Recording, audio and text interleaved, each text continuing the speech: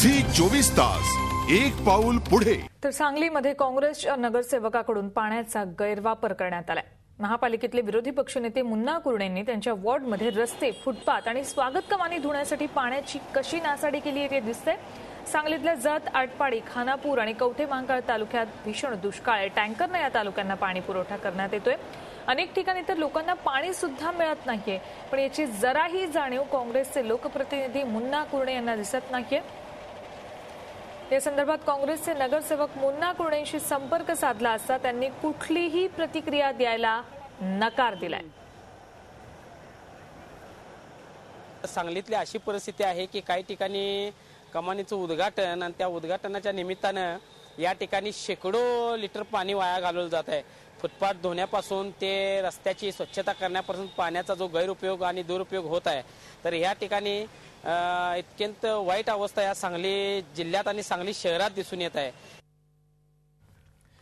आपल्यासोबत आमचे प्रतिनिधी रवींद्र कांबळे आहेत सांगलीहून, त्यांच्याशी चर्चा करूयात। रवींद्र, राज्यात दुष्काळ आहे ते तर सोडाच, सांगलीतला अर्धा भाग दुष्काळानं ग्रासलेला आहे आणि अशा परिस्थितीमध्ये लोकप्रतिनिधी जर अशा पद्धतीनं पाण्याची उधळपट्टी करत असतील तर जनतेनं पाहायचं कुणाकडे, असा प्रश्न इथे उपस्थित होतोय।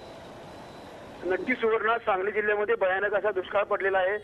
जवळपास 8 तालुक्यांमध्ये पाणी टंचाई आहे। त्यामधील 4 तालुक्यांमध्ये गंभीर असा दुष्काळ आहे। लोकांना प्यायला पाणी नाही, जनावरांना चारा नाही।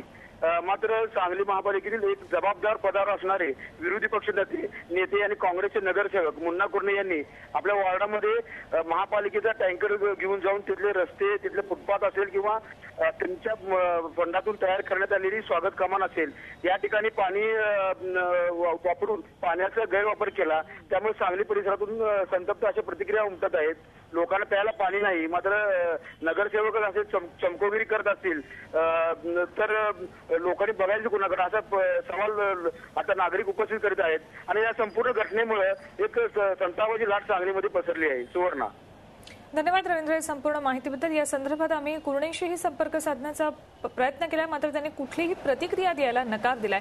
खरं तर आता प्रतिक्रिया द्यावं असं काही उरलेलंच नाहीये त्यांच्याकडे, त्यामुळे ते देणार तरी काय आहेत, काय प्रतिक्रिया देणार आहेत, हा प्रश्न सुद्धा इथे उपस्थित होतोय। पाण्याची अशा पद्धतीनं नासाडी सांगलीत केली जाते।